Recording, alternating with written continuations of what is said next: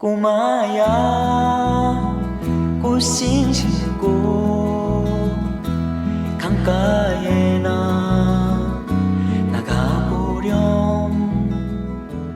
아침에는 추웠다가 낮에는 더워서 옷을 어떻게 입고 나가야 할지 고민이 깊은 요즘 달력을 보니 어느새 10월이 되었습니다. 가끔 스쳐 지나가는 바람의 느낌이 계절이 바뀌고 있음을 알고 있었지만 막상 달력에 10월이라고 적혀 있으니 감회가 새롭습니다. 이상기후 때문에 가을이 더 짧아진 것은 아닐까 걱정이 되었거든요. 여전히 계절을 만끽하기도 전에 끝나는 것이 가을이라고들 합니다. 짧아서 아쉬운 만큼 한순간 한순간이 소중하게 느껴집니다. 가을 공기에는 여름엔 느끼지 못했던 특별한 향기가 있는 것 같습니다. 뭔가 답답하고 묵직했던 여름과는 달리 가볍고 상쾌한 느낌이라고 할까요? 기분 탓일까요? 조금 더 있으면 하늘은 파랗고 나뭇잎은 빨갛게 노랗게 주황색으로 물들어 가겠죠. 올가을의 풍경은 어떨지 너무 궁금하고 기대됩니다. 우리들은 계절의 맛, 계절의 냄새, 계절의 기운을 만끽하며 살아가죠. 예를 들면 호빵과 붕어빵이 거리에 나오기 시작하면 겨울이구나 알게 되고 예쁜 꽃들과 그 꽃의 향기 그리고 따사로운 햇살을 보며 봄을 느끼죠. 예쁘게 변하는 나뭇잎, 파랗고 높은 하늘, 그 하늘을 자유롭게 날아다니는 고추 잠자리를 보며 가을임을 압니다. 거기에 계절마다 변하는 우리의 먹거리도 한몫하죠. 이렇게 우리는 다양한 것을 통해 계절의 변화를 알게 됩니다. 우리가 나무와 꽃과 자연 현상들을 보며 계절의 변화를 알게 되듯 내 주위에 내가 살아가는 삶 속에 내 곁에 있는 내가 사랑하는 사람들의 변화를 알아채고 관심을 가지는 여유로운 가을 되시길 바라며 아띠 책방 문을 열어봅니다.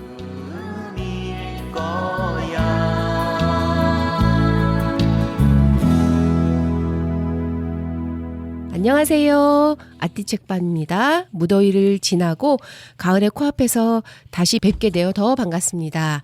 날씨가 좀 시원해지니 마음까지 여유로워지는 것 같아요. 계절의 변화를 이야기하다 보니 지나온 올 한 해를 되돌아보게 되네요. 되돌아보니 힘겨웠던 여름도 나름 괜찮았던 것 같기도 합니다. 사람의 마음이란 참 간사하죠. 자, 가을하면 책이 생각나죠? 책하면 또 우리 아띠 책방 있죠. 자, 오늘도 알차게 아띠 책방 첫 손님 모셔보겠습니다. 안녕하세요, 정현주 선생님. 네, 안녕하세요. 네, 반갑습니다. 반갑습니다. 어느덧 가을이 되었어요. 그렇죠. 네, 그렇게 오지 않을 것 같더니 또 이렇게 가을이 찾아왔어요. 맞아요. 너무 신비롭지 않아요? 맞아요. 계절의 변화를 보면 진짜 네. 신기해요. 네. 또 가을은 독서의 계절이잖아요. 그렇죠. 네, 그래서 오늘은 독서 치료에 대해서 한번 나눠보려고 합니다. 네. 독서 치료 들어보셨죠? 네, 들어는 봤는데 네. 해본 적이 없어서 좀 궁금해요. 어떻게 네. 하는 걸까? 그냥 책을 혼자 읽는 건가? 아니면 읽고 어떤 활동을 하는 건가? 좀 그런 궁금한 게 생각이 들긴 하네요. 네네, 네. 맞아요. 독서 치료와 문학 치료는 문학 작품과 책으로 치유하는 그 효과적인 상담의 방법인데요. 예, 독자는 책을 읽는 과정에서 나를 바라보기도 하고 또 치유받는 그런 경험을 하죠. 독서 치료에 관련하여 아주 좋은 책이 있어서 오늘 소개해 드리려고 합니다. 오, 예. 네, 바로 이 책은요. 8분의 독서 심리 상담 전문가들께서 함께 지었어요. 제목은 삶의 질문에 답하다 책, 힘과 위로를 주는 독서 치료라는 책이에요. 제목이 되게 기네요. 네, 그렇죠. 네. 그러니까 진짜 제목은 삶의 질문에 답하다입니다. 삶의 질문에 답하다. 네네네. 저는 힘과 위로를 주는 독서 치료 이게 제목인 줄 알았어요. 그렇죠. 네. 이게 제목 같은데 네. 삶의 네. 질문에 답하다보다 느낌이 그랬어요. 예. 그 아주 작게 밑에 힘과 위로를 주는 독서 치료 이렇게 되어 있답니다. 그렇구나. 네. 네네. 네. 책의 중요성도 우리는 알잖아요. 그렇죠. 근데 도대체 어떤 책을 읽으면 좋을까라는 그런 생각을 하게 되는데요. 그래서 그런 고민을 하는 분들에게 이 책은 독자에게 필요한 책을 안내하는 그런 책이라고 할 수 있겠어요. 이 책의 특별함은 독자들이 다른 작가의 책을 읽음으로써 자기 삶의 문제를 해결할 수 있도록 돕고 있다는 점입니다. 네. 다른 작가가 발견한 답을 성급하게 알려주기보다는 독자가 스스로 책을 통해서 혹은 책에서 한 걸음 더 나아가서 해답을 찾을 수 있도록 그 방법을 찬찬히 일러주고 있어요. 여기는 네. 한 250여 편의 그 책이 지금 여기에 올라와 있거든요. 그 책 한 권에 예, 요 책 한 권에 소개가 되어 있어요. 근데 이 책에 소개되는 각각의 책에 적합한 독자가 누구인지 또 다루는 질문은 어떤 주제로 되어 있는지 알려주는 주석이 같이 있어요. 안내서가 그래서, 같이 있군요. 예, 그래서 관심사에 따라서 네네. 다 관심사가 다르잖아요. 그렇죠. 네. 관심사에 따라서 찾아 읽기에 수월한 그런 책이에요. 저도 이 책을 읽으면서 사실 좀 이렇게 힐링이 됐어요. 그러니까 이 책만 읽어도. 그 책만 읽어도 그 책에 소개된 책을 골라서 네, 또 그렇죠. 서점에 가서 사서 읽어야 되는 예, 거잖아요. 뭐 도서관에서 빌려서 그렇죠. 예, 읽으면 예, 만약에 뭐 마음이 아프다 그러면 그 내용이 또 있어요. 거기에 어떤 책이 이렇게 좋습니다라는 그렇게 소개되어 있는 거거든요.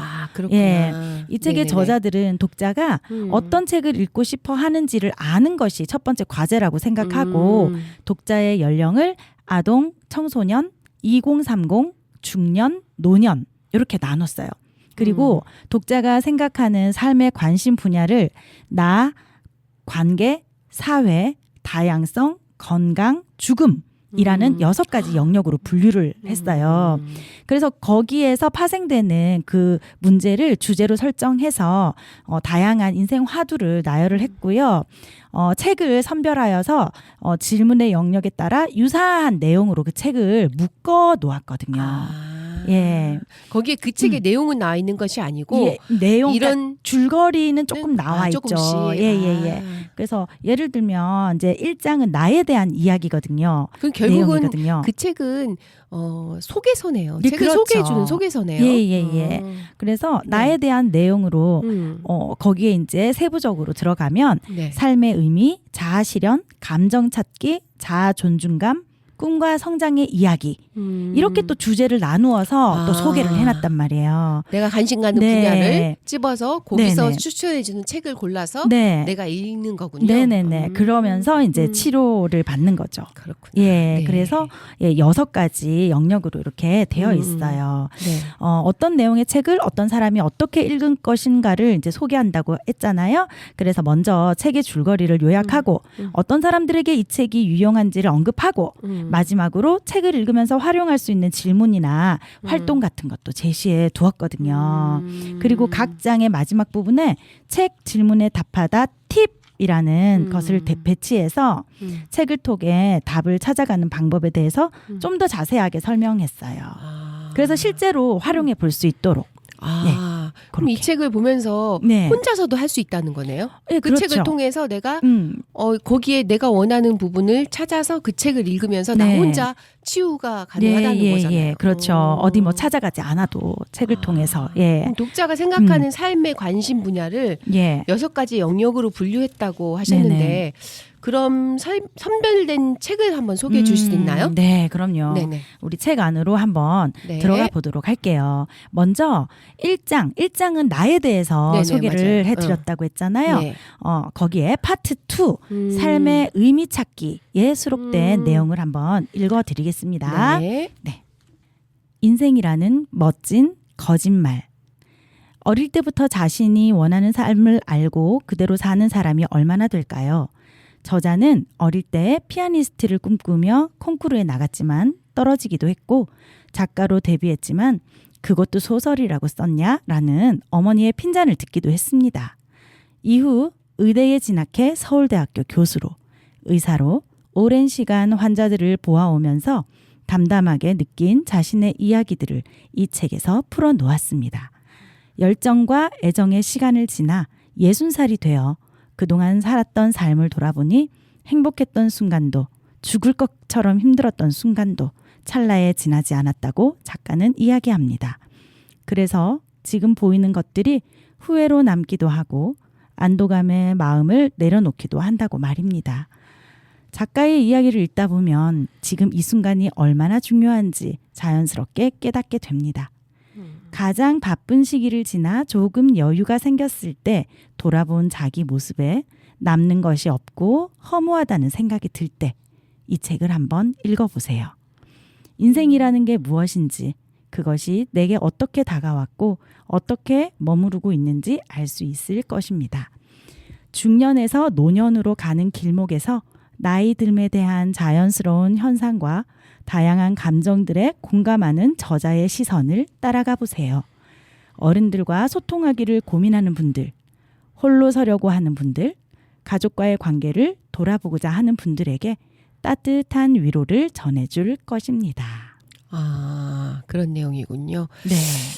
그럼 이거는 약간 60대에서 네. 중년에서 노년으로 가는 네, 시기니까 맞아요. 뭐 그 시기에 분들이 읽으면 더 네. 공감이 가고 좋을 것 같네요. 네, 그 어. 주제를 네. 나의 과거, 현재, 미래라고 거기에 써 있고 중년, 노년이라고 써 있어요. 아, 그러면 예, 거기에 아마 파트에 우리가 찾아보면은 막 조금 젊은 사람들 20대, 30대가 오나면 그렇죠. 그 부분도 따로 있겠네요. 네, 맞아요. 아. 그 41페이지에 보면 제주에서 혼자 살고 술은 약해요라는 책이 있는데 그거는 2030이라고 써 있어요. 아, 예. 그렇구나. 예, 그래서 이 책이 요렇게 이제 제가 아까 230여 편이 있다고 했잖아요. 아주 좋은 책 속에서네요. 예, 네. 예. 그래서 아주 좋고 저는 이 책을 이제 읽으면서도 정말 좀 많이 위로를 받고 예, 좀 힐링이 되었거든요. 네. 예, 이제 찾아보시면 더 좋을 것 같아요. 알겠습니다. 네. 지금 와서 이렇게 되돌아보면은 삶이 음. 정말 죽을 것 같이 힘들었던 그런 맞아요. 네, 제가 너무 아까 많았었잖아요. 네, 이 방송 시작하면서 초기에 네. 여름에 너무 더워서 네. 죽을 것 같은 더위였는데 네. 지나고 나니까 뭐 나름 또 괜찮았나 네. 이렇게 생각이 되는 맞아요. 게 그 아주 작은 예지만 네. 그렇게 내듯이 그렇지 않을까 삶도 네, 맞아요. 그런 생각이 들어요. 예. 그래서 이 제목도 인생이라는 멋진 거짓말. 아, 예요. 그러니까. 예, 이남희 제목이 선생님. 너무 멋있어요. 네, 이남희 선생님이 쓰셨는데 한번 읽어보면은 우리 지금 이제 중년을 살아가는 저희잖아요. 그렇죠. 그래서 한번 읽어보면 좋을 것 같습니다. 네, 읽어보고 싶네요. 네. 말만 들어도. 네. 그럼 이번에는 또 그 네. 안에 어떤 걸 소개해 주실 거예요? 네, 이번에는 저희가 사실은 그 다 관계 속에서 살잖아요. 그렇죠. 인간 살아감이 자체가 네. 관계죠. 근데 그 가운데서 나이가 들어도 갈등은 늘 있어요. 맞아요. 예, 그래서 관계 어려움이 또 가족 간에도 너무 또 어렵고, 그렇죠. 예, 그래서 소통을 좀 어떻게 하면 잘 할 수 있을까? 예, 2장은 그 관계에 대한 내용이거든요. 아주 중요한 거네요. 네네. 그 중에서 파트 1 누군가와 함께 하려면에 수록된 책입니다. 네. 네. 제목은 감자 좀 달라고요. 주인공 빌이 처음 감자를 달라고 했을 때 누군가가 건네주었다면 이 놀랍고도 끔찍한 일은 일어나지 않았을지도 모릅니다. 빌이 다시 한번 조금 더 큰 소리로 감자 좀 주세요 라고 말합니다. 하지만 중요한 일로 바쁜 엄마와 바쁜 일이 중요한 아빠는 자신들의 일을 처리하느라 신경도 쓰지 않습니다. 형은 자신이 좋아하는 책만 보고 있으며 동생은 텔레비전에 빠져 있지요. 빌은 자신이 투명 인간이냐며 투덜거립니다. 그 순간 빌은 정말로 감쪽같이 사라져버립니다. 그렇지만 아무도 빌이 사라진 걸 눈치채지 못해요. 빈 접시를 치울 때까지도요. 우리의 식탁 풍경은 어떤가요? 함께 앉아 있어도 각자의 핸드폰으로 자신이 좋아하는 영상을 보거나 검색하며 식사하고 있지는 않은가요? 누군가 이야기를 하여도 눈은 마주치지 않은 채 자기만의 일을 하며 건성으로 대답만 하는 모습이 우리의 일상은 아닌가요? 혹시 내가 빌이었는지 아니면 여기에 나오는 다른 인물이었는지 생각해 보세요.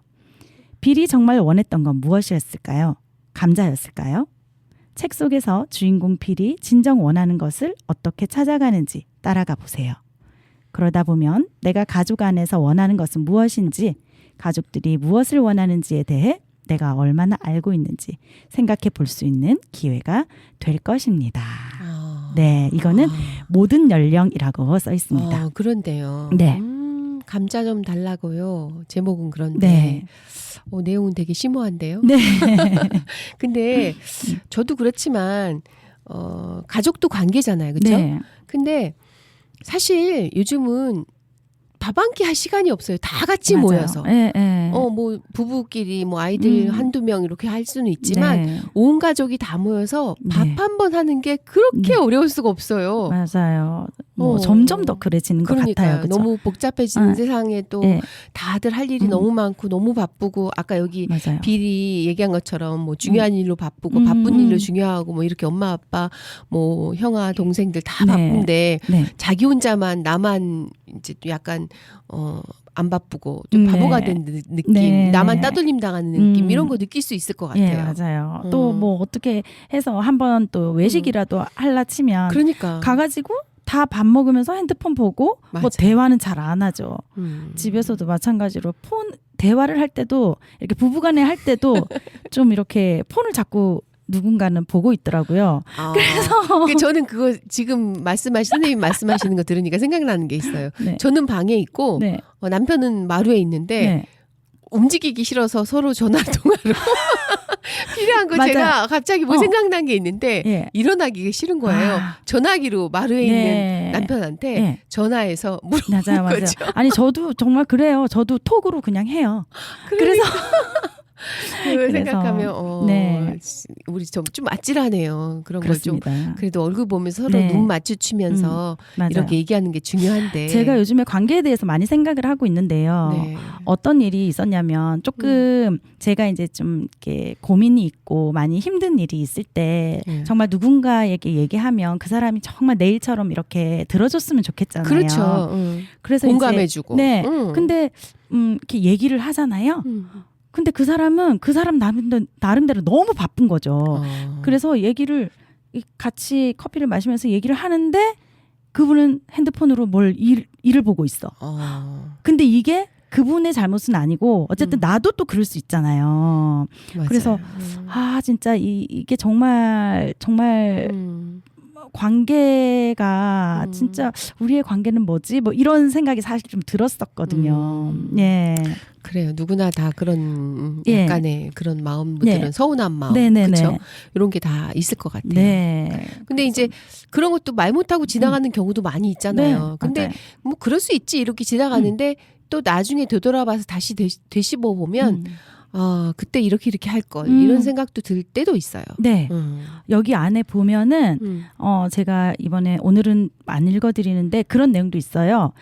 내 마음을 내 생각을 좀 솔직하게 드러내놓고 얘기하는 게 또 관계에서도 맞아요. 좋은 그런 내용들도 있기 때문에 맞아요. 우리가 나중에 이거 좀 찾아보시면 좋을 것 같아요. 그러니까 우리가 얘기할 때 네. 아닌데도 그런 척하면서 넘어가는 맞아요. 경우도 많거든요. 네. 그러면은 사실상 마음은 안 네. 그런데 그러면- 안 그런 척하는 경우도 네. 있고 그런 척하는 경우도 맞아요. 있고 그래서 그런 것들도 내 우리가 마음이 그럼 병들어요. 그러면 맞아요. 가족 간에는 좀 터놓고 얘기할 수 있는 좋은 맞아요. 시간들을 마련했으면 좋겠다는 생각이 드네요. 네, 맞습니다. 자, 마지막으로 음. 우리 선생님 부자 되고 싶으시죠? 그건 다 누구나 그렇지 않을까요? 그렇죠. 네. 그러면 3부 사회 부분이에요.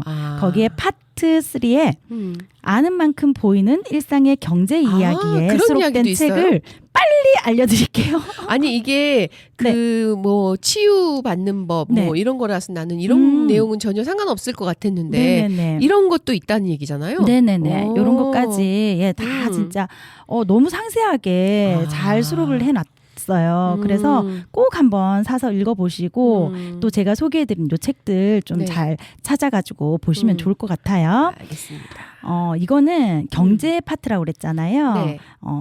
은퇴 부분인데 연령은 2030과 중년, 노년이네요. 제목은 50부터는 노후 걱정 없이 살아야 한다. 공감이 가요. 네, 강창희, 고재량, 지음. 네. 저출산과 저성장 시대의 오늘날 노후에 대한 불안은 그 누구도 피해갈 수 없는 문제입니다.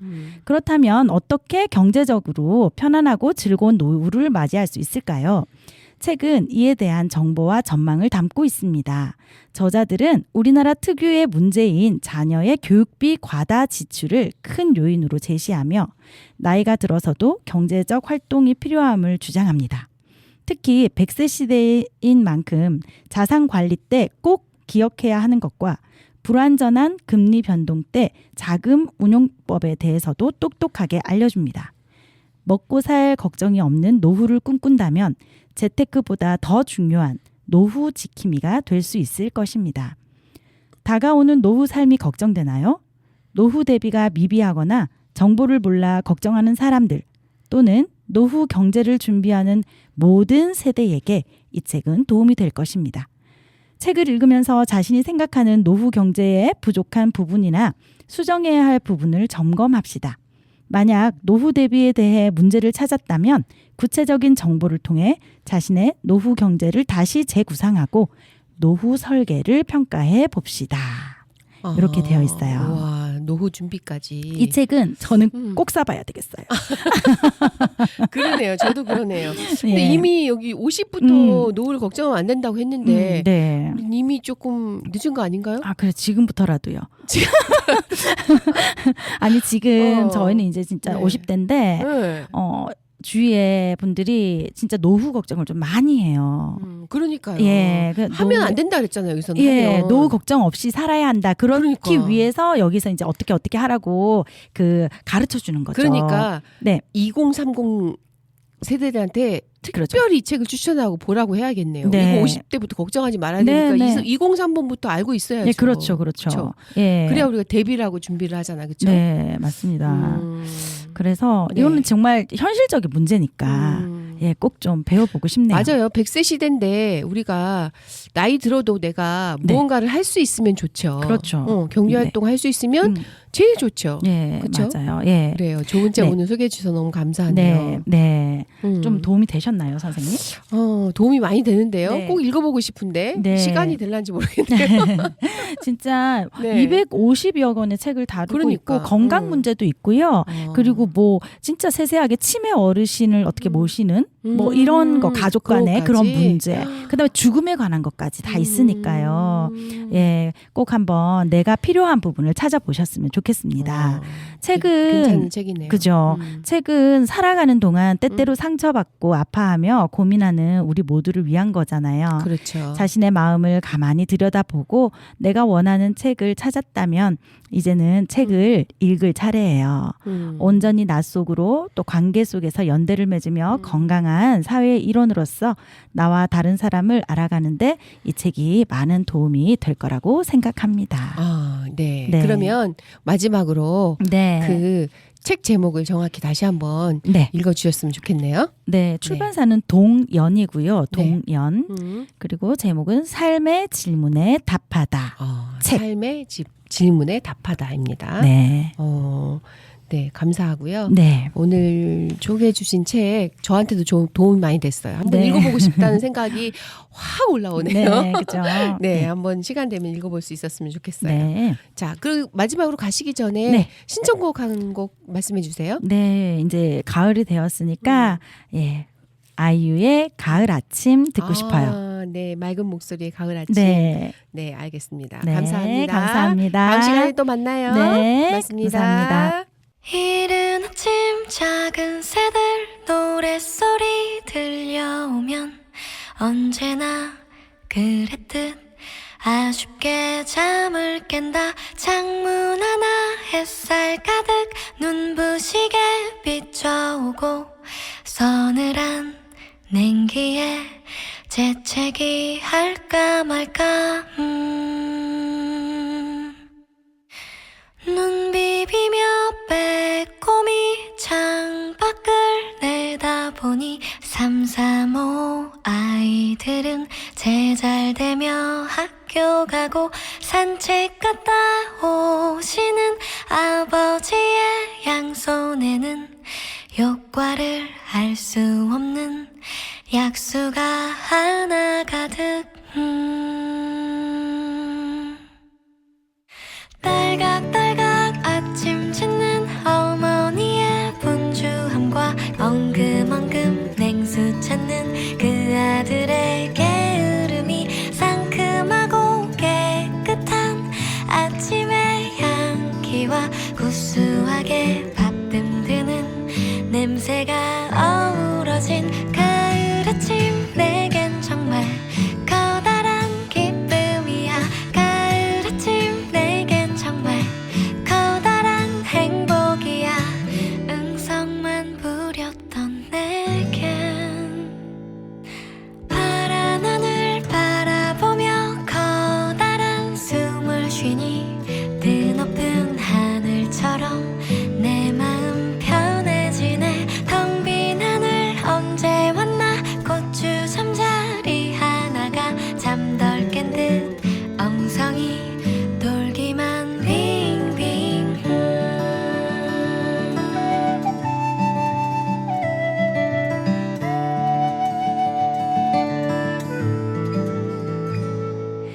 토닥토닥 빨래하는 어머니의 분주함과 동기동기 기타 치는 그 아들의 한가함이 심심하면 쳐대는 괴종식의 종소리와 시끄러운 조카들의 울음소리 어우러진 가을 아침 내겐 정말 커다란 기쁨이야.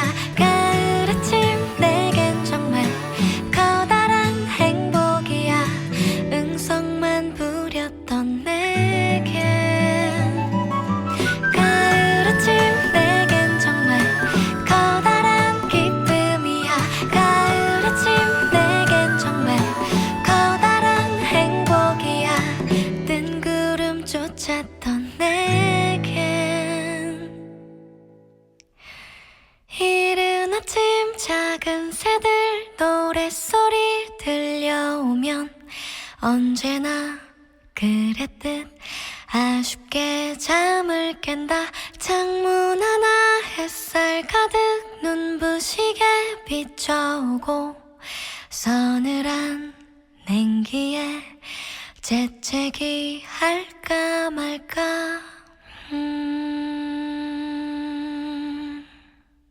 자, 이번 시간은 일상에서 늘 잘 사용하는 말이지만 어떤 유래를 가지고 있는지 그리고 어떨 때 사용하면 적절한 것인지를 알려주시는 분이시죠? 마야님 모시겠습니다. 마야님 안녕하세요. 안녕하세요. 네, 반갑습니다. 반갑습니다. 마야입니다. 네. 잘 지내셨어요? 네, 잘 지내셨나요? 전 잘 지냈죠. 잘 지내 보입니다. 얼굴 좋아 보여서. 네. 선생님 어떠셨어요? 뭐 저도 뭐 잘 지내고 있어요. 요즘 잘 좀 쉬고 있는 것 같아요. 그래 좀 쉬는 것도 좀 해보려고 요즘 노력하고 있습니다. 쉬는 것도 노력하셔야 되는군요. 너무 바쁘셔서. 그 조금 이제 일을 줄여보려고 자꾸 이렇게 줄이고 있죠. 그럼 쉬시기 위해서 어떤 노력을 하고 계시나요? 일단은 하고 있는 일을 조금 정리했고요. 네. 그리고 꼭 필요한 거 아니면 집에서 안 나가려고 노력을 하고 있어요. 그럼 집에서는 어떤 시간으로 보내세요? 집에서는 진짜 못 읽었던 책도 한 번씩 읽어보려고 하고 또 뭐 집안 청소도 한 번씩 밀려났던 거 뭐 그것도 한 번 이렇게 깨끗해지는 걸 보면 힐링이잖아요. 네. 그런 것도 한 번씩 하기도 하고 그냥 뒹굴뒹굴도 한 번씩 하기도 하려고 해보고 있어요. 그 스스로에게 휴식을 선물해주는 그런 느낌인 것 같은데 맞아요? 그런 의미도 있고 또 어머님이 조금 아프셔서 언제 호출이 올지 몰라서 제가 조금 일을 줄이고 있는 그런 이유도 있어요. 네, 본인에게 휴식을 선물해주면서 대기 타시는 걸로. 맞아요.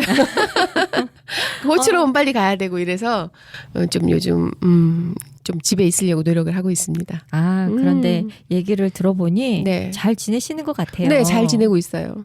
네, 저도 그동안 뭐 아무 일도 없었던 건 아니지만 네. 그래도 큰 어려움 없이 지나가고 있어요. 이렇게 지내는 거 잘 지내는 거 아닌가요? 맞죠? 맞아요. 잘 지내는 거죠. 네. 그런데 그 요즘 일교차가 좀 심한 그런 계절이 왔잖아요. 그렇죠. 환절기고 그 건강 관리는 어떻게 하세요, 선생님? 건강 관리는 일단은 잘 먹고 잘 자는 건 잘하는데 네. 생각해보니까 잘 먹고 잘 자는 것만으로는 안 되겠더라고요. 운동을 해야 되는데 네. 그걸 못하고 있어요. 그 운동을 더 하시면 지금보다 더 건강해지시겠지만 잘 드시고 잘 주무신다니 그것도 좋은 거죠. 수면장애 있는 사람도 있고 그 소화가 안 돼서 잘 못 먹는 사람들도 있잖아요. 그렇게 생각하면 또 그럴 수도 있네요. 맞네요. 저도 네. 그 건강하기 위해서 한 가지 좀 이거는 꼭 지켜야 되겠다라고 하는 그런 게 있는데 그게 아침에 음식 먹기 전에 꼭 양치하고 먹기. 그건 왜 그렇죠? 입안에 뭐 세균이 그렇죠. 이게 저는 좋다라는 것 중에서 제가 지킬 수 있는 건 좀 지키는 편이거든요. 그건 쉬운 거잖아요. 네. 그래서 아침에 일어나서 양치를 먼저 하고 물을 먹던지 다른 걸 먹던지 그렇게 하고 있어요. 네, 그 밤새도록 작은 거지만 매번 그렇죠. 실천해서 하는 거는 또 다른 문제죠, 그렇죠? 먹기 전에 양치하는 거니까요. 그러니까 아니 보통은 먹고 나서 양치하잖아요. 그런데 먹기 전에 잘 안 하게 되잖아요. 네, 이제 그런데 밤 사이에 내 입안에 쌓여 있던 세균을 없앤다라고 생각하면 결코 어려운 건 아니더라고요. 저는. 그렇구나. 네, 그리고 네네네. 물 자주 마시고 그리고 최근에 시작한 운동 꾸준히 해주기. 자기가 일 철저히 하시네요. 그렇지도 않아요. 부럽습니다. 제가 할 수 있는 거 그러니까 해야 하는 것은 내팽겨치고 하고 싶은 걸 하는 걸 수도 있어요. 전 잘 안 되던데 자기 관리가 철저히 잘 하시는 것 같아요. 맞아요. 요즘 환절기잖아요. 네. 감기 조심하셔야 돼요. 그리고 네. 아직도 종종 코로나 걸렸어요 하는 사람들도 있더라고요. 다시 유행이라고 해서 사람 많은 데 갈 땐 저 마스크 쓰게 되더라고요. 그러니까 조심하셔야 할 것 같아요. 맞습니다. 올겨울에 또 건강하게 잘 보내려면. 그렇죠. 우리 모두 자기 관리 잘 합시다. 알겠습니다. 자, 오늘 준비해 오신 거는 어떤 걸까요? 네, 궁금하시죠? 네. 바로 가겠습니다. 네.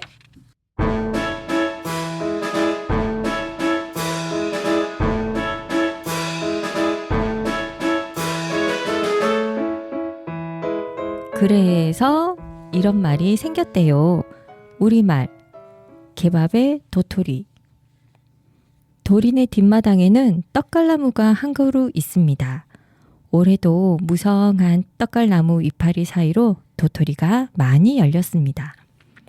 바람이 세차게 불던 어느 밤 도토리 하나가 바람을 따라 낙엽이 많이 쌓인 풀숲에 툭 떨어졌습니다.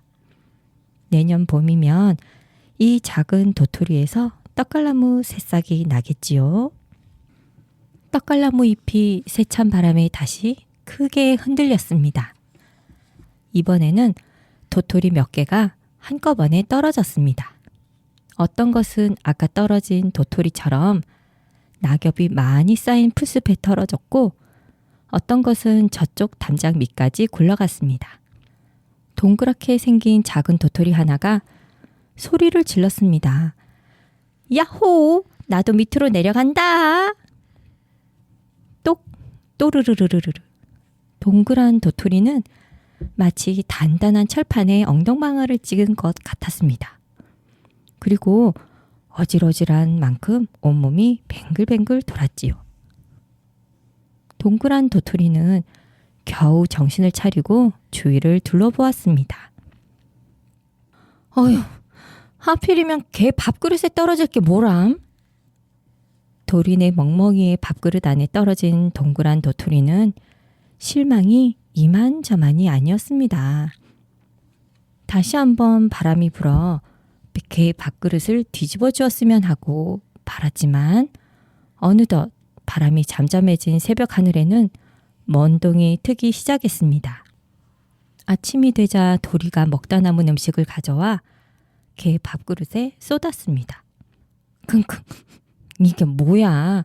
웬 못생긴 개밥 먹기 불편하게 떡 버티고 있담? 멍멍이는 동그란 도토리만 남겨두고 밥을 모조리 먹어치웠습니다. 멍멍이도 거들떠 보지 않은 동그란 도토리는 날마다 개 밥그릇에 외롭게 남아 있었답니다. 개들은 밥그릇에 떨어진 도토리를 먹지 않습니다. 밥만 먹기 때문에 결국 밥그릇에는 도토리만 남게 되는데 그 모양이 마치 도토리가 따돌림 당하는 것처럼 보이지요. 그래서 여럿 가운데 끼지 못하고 따돌림을 당하는 사람을 개밥의 도토리라고 한답니다.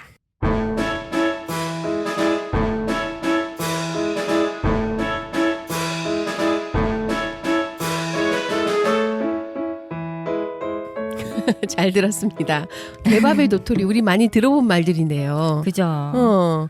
우리 일상에서 자주 쓰는 단어잖아요. 특히 나의 신세한탄 할 때도 많이 쓰죠.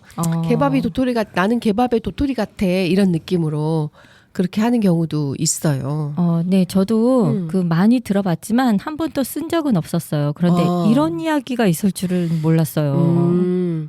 그래, 저는 솔직히 이 얘기는 알고는 있었거든요. 네. 근데 다시 한번 들으니까 저의 어린 시절 친구 사이에 끼어들지 못하고 빙빙 돌고 너무 내성적이어서 말도 못하고 있는 그런 나의 모습이 상상이 되면서 그 기억이 나네요. 저는 그 글을 읽으면서 네. 그 왕따처럼 외톨이라니까 좀 안쓰러운데 누가 진짜 그릇을 좀 뒤집어 줬으면 좋겠어요. 뒤집어주러 갈까요, 우리? 네. 그런 안타까운 생각이 들더라고요. 그렇죠. 네. 뒤집어주러 가요, 우리 같이. 보이면 바로 개밥이처럼 보이는데 도토리가 있다. 그러면 우리 뒤집어 주는 걸로요. 그러게요. 자, 재미있었고요. 네. 두 번째 이야기 한번 가볼까요? 네, 바로 갑니다. 네.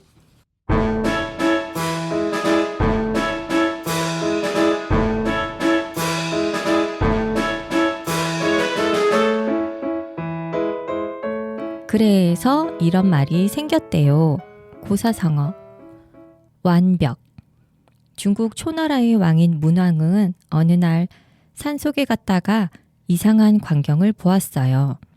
양 발 뒤꿈치가 잘린 남자가 옥도를 끌어안고 울고 있었거든요. 어찌하여 울고 있느냐? 소인의 이름은 화씨입니다. 옥을 찾아서 다듬는 일을 하는 사람이지요. 예전 임금님께서 제가 발견한 옥도를 보시고는 돌을 보석이라고 거짓말했다고 화를 내셨습니다. 그러고는 소인의 발뒤꿈치를 잘라버리셨죠. 문왕은 그 옥도를 잘 다듬어 나라의 보물로 삼고 이름을 화씨지벽이라고 지었어요. 화씨의 옥구슬이라는 뜻이죠. 그 뒤 조나라의 해문왕이 화씨지벽을 손에 넣었어요. 이 사실을 안 진나라의 소양왕은 그 보석이 너무나 탐났어요. 성 15개를 줄 테니 그 보석과 바꿉시다. 소양왕의 말에 조나라는 발칵 뒤집혔어요. 성을 준다는 것은 말뿐이고 화씨지벽을 빼앗을 속셈이었으니까요. 그렇다고 화씨지벽을 보내지 않는다면 힘센 진나라가 전쟁을 일으킬지도 모를 일이었어요. 조나라는 지혜로운 신하인 인상녀에게 화씨지벽을 들려 진나라로 보냈어요. 소양왕이 화씨지벽을 보고 빼앗으려고 하자 인상녀는 화씨지벽을 높이 들며 말했어요. 약속한 15개의 성을 주시지 않는다면 이 옥구슬을 던져 깨뜨리겠습니다. 가만히 계서 보아라. 보석이 깨지겠구나. 소양왕은 당황해서 어쩔 줄 몰랐어요. 그날 밤 인상녀는 화씨지벽을 몰래 빼돌려 조나라로 돌려보냈어요. 조나라 사람들은 화씨지벽이 흠없이 잘 돌아온 것을 두고 완벽이라고 불렀어요. 이럴 때 사용해요.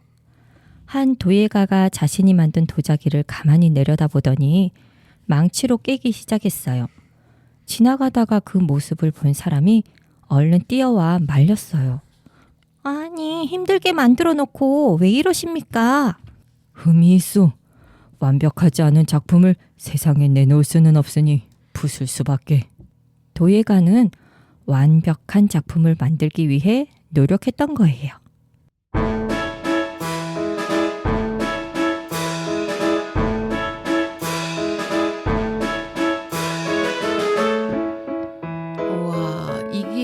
완벽이라는 말이 여기서 나왔다는 건 진짜 처음 들었네요. 그렇죠. 그게 옥구슬이라는 게 저는 더 새로웠어요. 그렇죠. 옥을 그러니까 결국은 옥은 돌이잖아요. 네. 돌을 이렇게 가공해서 만든 게 옥반지, 옥구슬 이런 걸 거 아니에요. 그렇죠. 그 돌을 보고 보석임을 알아본 사람도 대단하네요. 그렇죠? 맞아요. 그냥 돌로 지나쳤으면 끝일 텐데 그걸 이렇게 이게 보석이라는 걸 알아낸 사람이 대단한 것 같은데 저는. 맞아요. 그런데 요즘에는 그 흠도 개성이 될 수 있지 않아요? 맞아요. 그렇죠. 흠도 개성이 될 수 있죠. 네. 꼭 예쁘고 잘생기고 이런 것만이 좋은 게 아니라 맞아요. 특이한 것도 우리가 되게 선호하잖아요. 요즘은 좀 그렇죠. 그렇죠. 근데 저는 실제로 또 옥이 몸에 좋다 그래서 네. 제가 몸에 또 옥을 지니고 싶은 생각에 몇 년 전 옥 반지를 또 주문했답니다. 진짜요?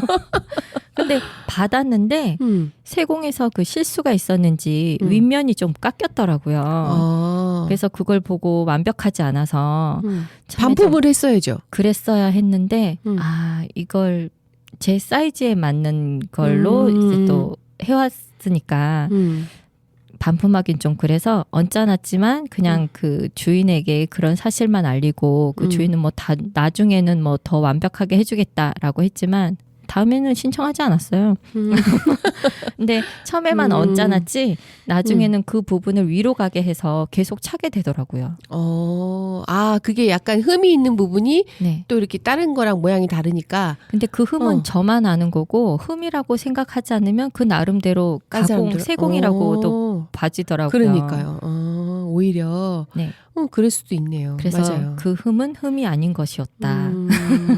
요즘은 이게 흠이고 뭐 이게 안 좋은 거고 이렇게 하지 않고 그것을 또 개성으로 생각하고 좀 튀게 하면 또 그게 나름의 또 멋이 되고 개성이 되고 그렇게 되더라고요. 맞아요. 그것도 상대적인 거라서 완벽은 누가 판단한 건가요?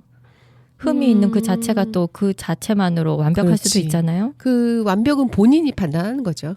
본인 맞아요. 여기 아까 말씀하신 것처럼 도자기 장인이 네. 완벽하지 않다고 깨버린 것처럼 다른 사람은 그걸 보고 완벽하다 예쁘다 할 수 있지만 본인 스스로 이거는 아니다 생각하는 경우니까 본인의 기준이 아닐까요? 너무 완벽한 것만 추구하다 보면 좀 힘들어지지 않을까? 이런 생각도 본인은 듭니다. 힘드시겠죠. 옆에 있는 사람들도 힘든가요? 힘들죠. 같이 힘들지 않을까요? 그러네요. 너무 완벽한 것만이 좋은 건 아니라고 약간의 여백의 미도 있어야 되고 뭐 그런 것도 우리가 좀 추구하는 것도 괜찮지 않을까 이렇게 오늘 완벽이라는 걸 들으면서 그런 생각을 좀 해봅니다. 네, 이크라 선생님과 마야의 생각은 그런데 청취자 여러분의 어떨지? 완벽에 대해서는 어떻게 생각하시는지 그렇습니다. 네, 각자 한번 생각해 보세요. 맞아요. 이쯤에서 우리 준비해 오신 신청곡 얘기해 주실래요? 네, 저는 이 노래가 몇 년 전, 2년 전에 나온 노래인지 몰랐어요. 최근에 들어서 신곡을 냈나 하고 들었는데 알고 보니까 나온 지 얼마 좀 많이 지났더라고요. 이찬혁의 파노라마 신청합니다. 그 이찬혁이랑 그 남매가 같이 부르는 네, 가수 아니에요? 악동 뮤지션의 맞죠. 네, 오빠입니다. 근데 혼자 불렀어요? 네, 혼자 불렀고 그 이찬혁 하고 싶은 거 다 해 이런 건데 그때 당시엔 좀 많은 이야기를 몰고 온 그런 노래였었나 봐요. 전 최근에 듣게 됐지만 그렇구나. 되게 재밌는 노래예요. 또 마야님을 통해서 오늘 또 새로운 곡을 들어보게 된 것 같네요. 네, 네, 감사합니다. 재밌게 들어주세요. 네, 오늘도 좋은 이야기로 또 이렇게 우리에게 지식을 풍부하게 해주신 것 감사하고 우리가 또 건강한 모습으로 다음에 다시 만나요. 네, 또 만나요. 안녕. 네, 감사합니다.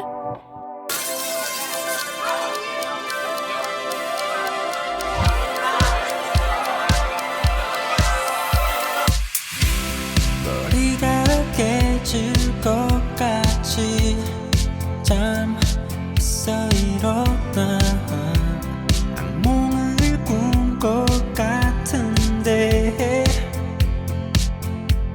나를 둘러싼 사람들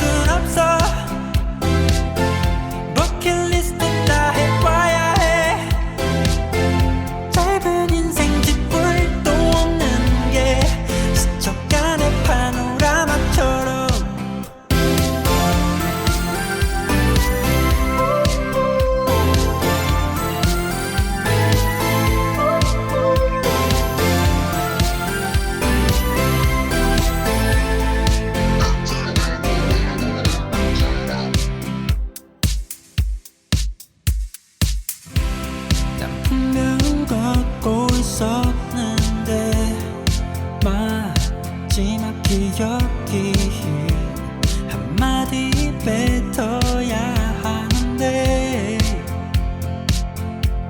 심장이 점점 굳어가고 뒤집어 엎는 가족들 왠지 이 코믹 같은 상황이 받아들여지네. 이렇게 죽을 순 없어. 버킷리스트 다 해봐야 해. 짧은 인생 뒷불도 없는 게 스쳐가는 파노라마처럼. 거짓말 하지마. 꿈이잖아.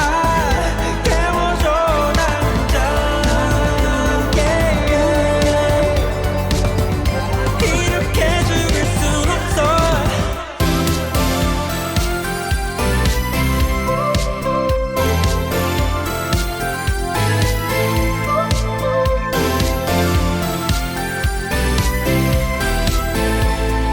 스쳐가는 파노라마처럼.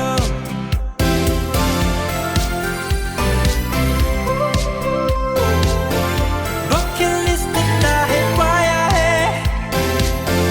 짧은 인생 뒷볼도 없는 게 스쳐가는 파노라마처럼.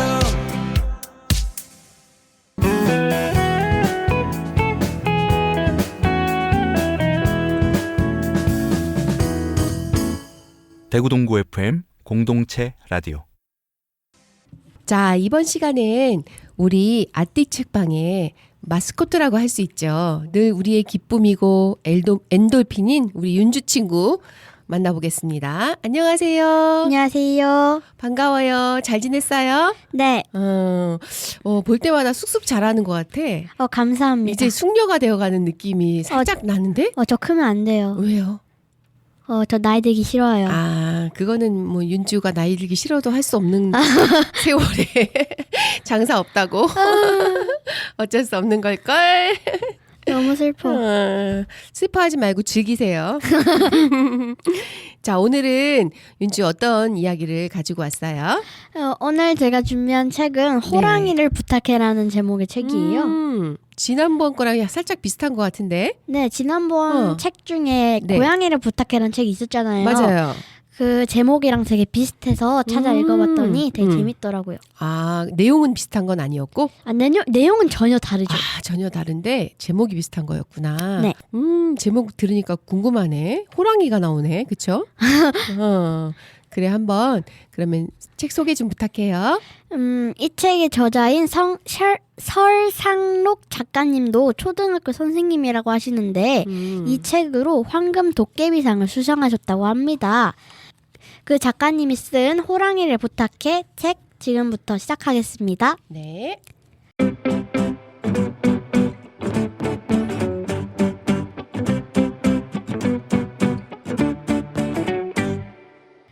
이 책의 배경은 주로 학교 교실, 그중 5학년 4반의 교실이에요. 달걀 부화 프로젝트가 중심 사건이라 과학 시간 느낌도 있고 아이들 사이의 회의, 우정, 갈등 등이 자연스럽게 섞여 있어요. 이야기는 초등학교 5학년 4반에서 시작해요. 담임 선생님이 반 아이들과 함께 달걀 부화 프로젝트를 해보자고 제안하셨거든요.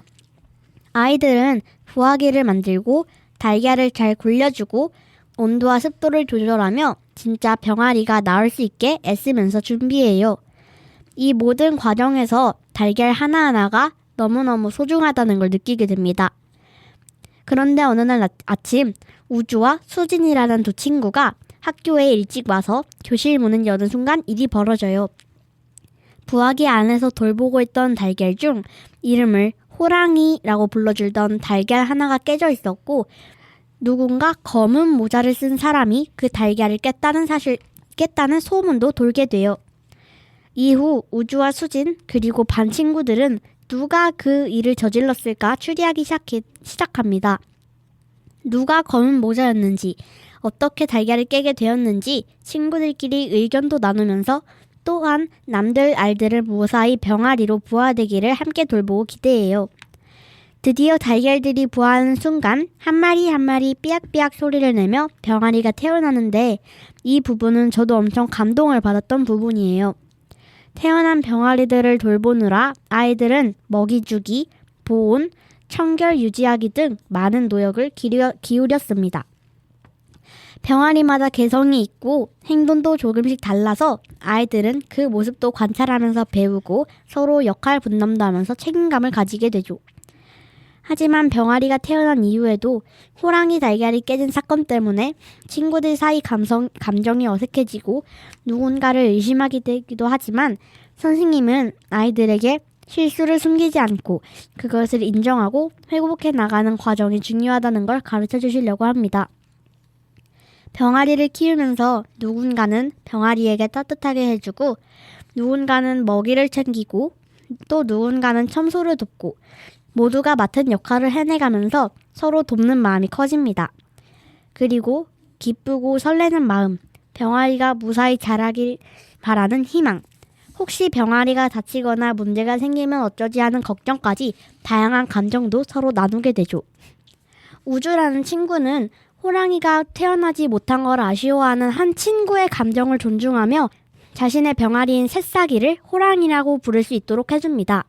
그렇게 새싹이는 점점 잘 자라게 되죠. 하지만 점점 병아리가 닭이 되는 만큼 호랑이와 다른 친구들의 몸집도 점점 커져갔습니다. 친구들은 닭이 되어가는 다른 닭들과 호랑이를 계속 운동장에서 키울 수 없었기에 어쩔 수 없이 닭들의 입양처를 찾기로 합니다. 여러 입양처 중 가장 호랑이가 잘 클 수 있는 환경을 갖춘 한 입양처를 찾아 입양 결정이 납니다. 아이들은 슬프고 아쉬웠지만 다른 닭들과 호랑이가 더 좋은 환경에서 크기를 바랄 수밖에 없었는데요. 그러다 며칠 아파서 학교에 결석한 리아라는 친구가 갑자기 자리에서 일어나 다른 친구들에게 고백을 합니다. 자신이 진짜 호랑이 달걀을 깨트린 검은 모자라고요. 그리고 친구들이 뽑은 입양처 5번 신청서도 자신이 낸 것이라고 말합니다. 친구들은 놀라기도 했지만 사실대로 말해준 리아에게 고맙고 리아의 사과를 받아주는데요. 그 후 리안의 집에 간 호랑이는 건축가인 리안의 아버지가 만든 호랑이 집에서 다른 닭들과 행복한 시간을 보내고 아이들도 호랑이를 보러 자주 리안의 집에 찾아오게 됩니다. 이 책에는 실수를 아주 중요한 소재로 다루고 있는데요. 누구나 의도치 않은 실수를 할 때가 있을 것 같습니다. 이 책에서 실수를 인정하고 멋지게 회복하는 과정을 볼 수 있어서 많은 사람에게 추천하고 싶습니다. 마지막에 소개된 작가님의 실수는 배움의 멋진 기회라는 말이 마음속에 오래 남는 책 호랑이를 부탁해 였습니다.